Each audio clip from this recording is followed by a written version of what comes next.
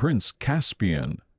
In the blink of an eye, a year had passed since the Pevensie children, Peter, Susan, Edmund, and Lucy, had stumbled through the wardrobe and ruled as kings and queens of Narnia. Now, standing on a railway platform in England, their magnificent adventure seemed like a distant dream.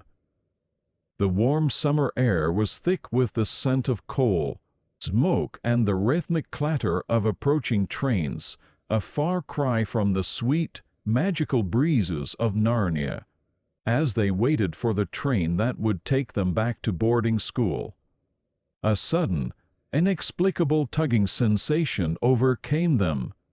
The mundane sounds of the station faded away, replaced by the rushing of wind and a kaleidoscope of swirling colors.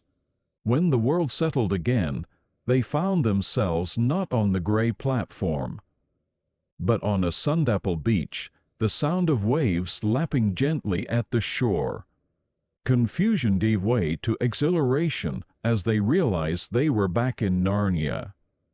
The salty sea air filled their lungs, and the warm sand beneath their feet felt more real than anything they'd experienced in the past year.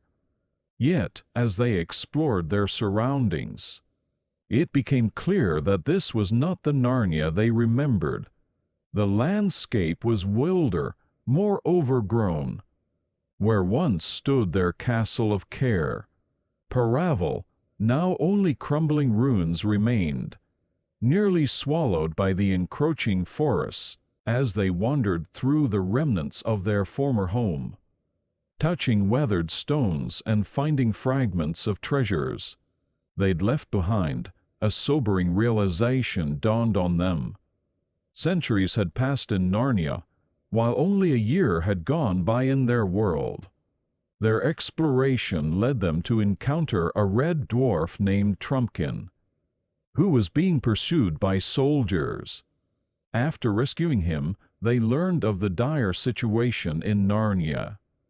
The talking beasts and magical creatures had been driven into hiding by the Telmarines, human conquerors, who had invaded Narnia long ago.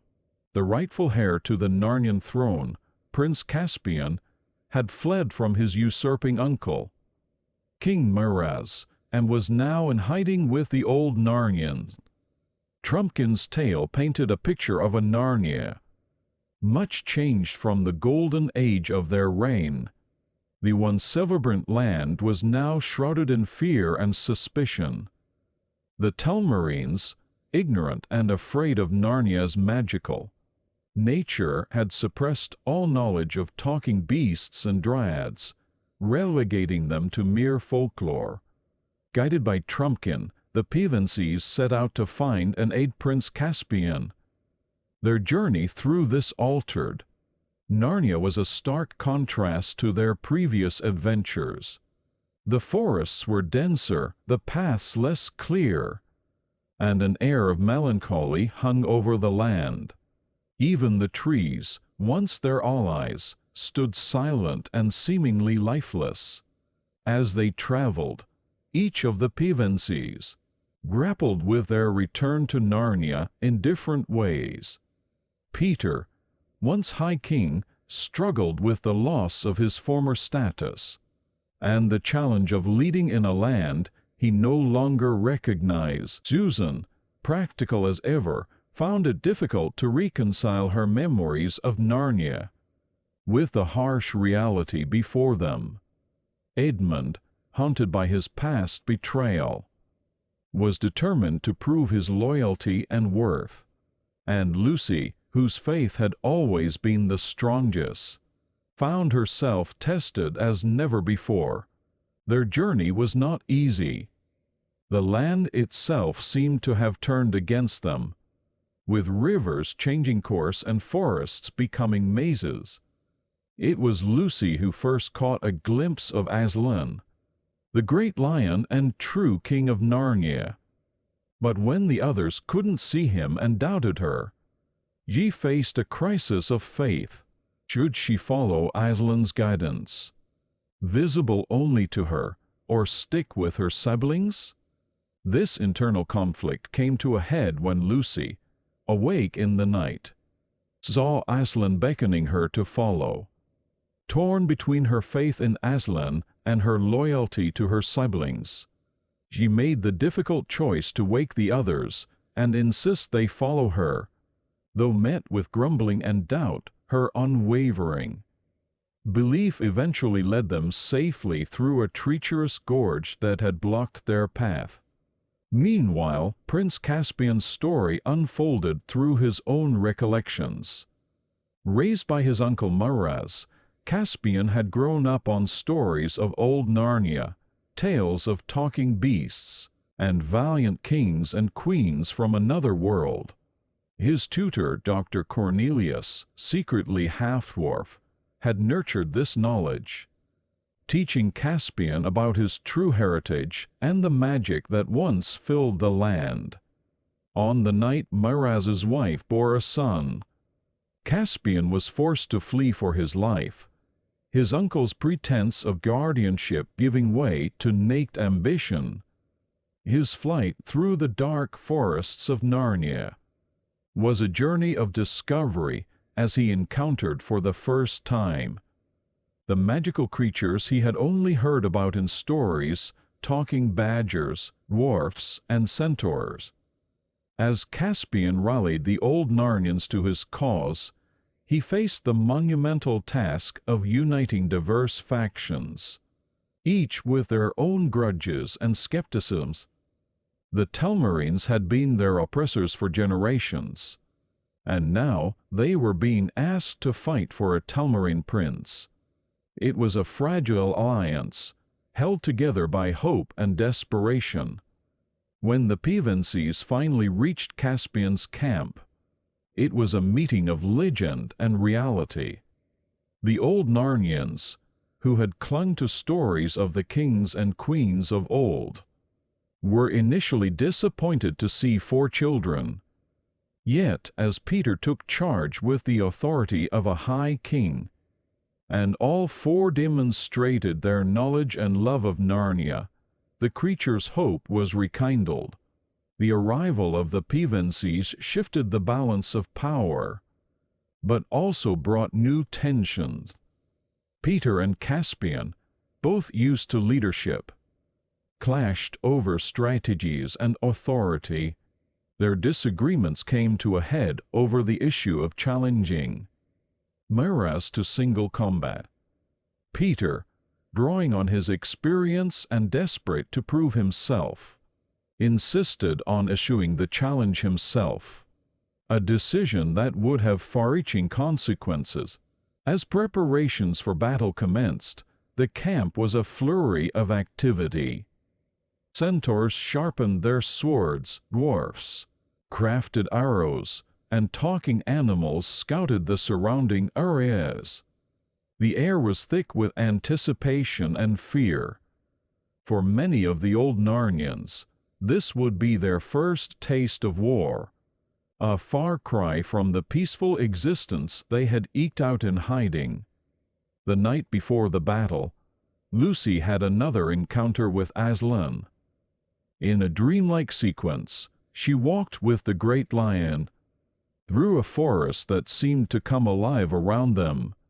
Trees danced and whispered their long-dormant spirits, awakening at Aslan's presence.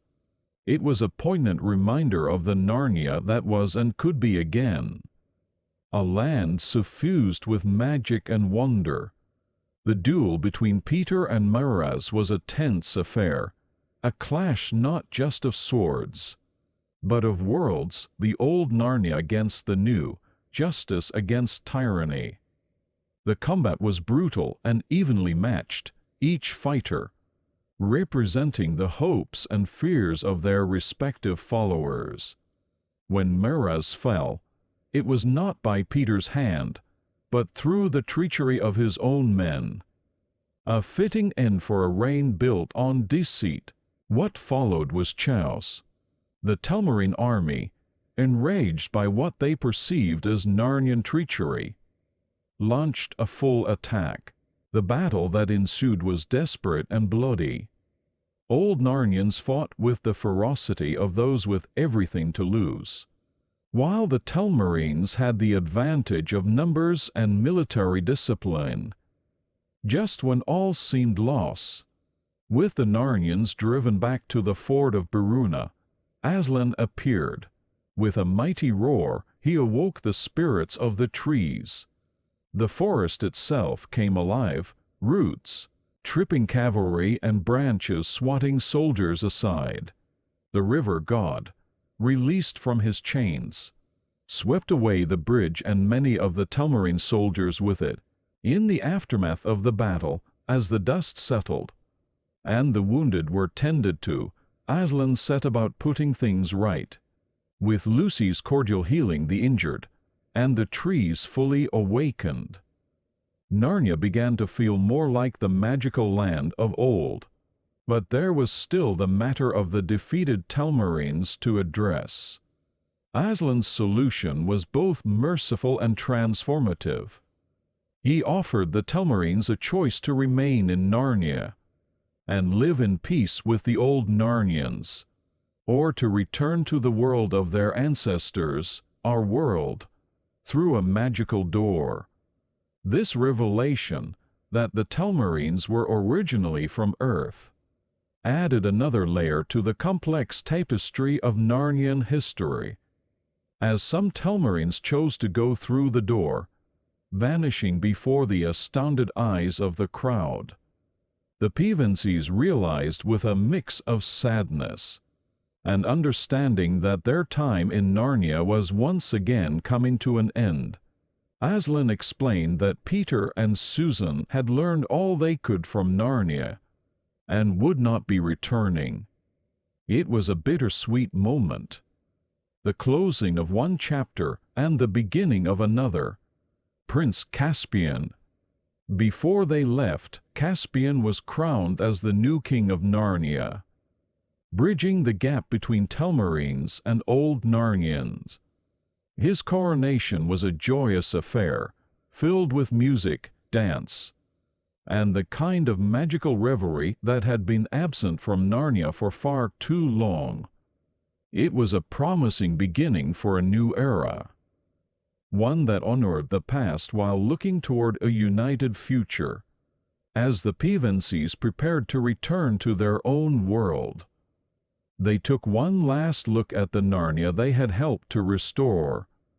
The once sibilant forests now hummed with life. Dryads danced in the breeze, and talking beasts walked openly without fear. They had witnessed the rebirth of a world, a magical transformation that they would carry with them always. With heavy hearts, but a sense of completion, they stepped through Aslan's door, finding themselves once again on the railway platform in England. The sounds of the station rushed back, the mundane world reasserting itself. Yet, as they gathered their luggage and boarded their train, each of them knew they were forever changed by their experiences in Narnia.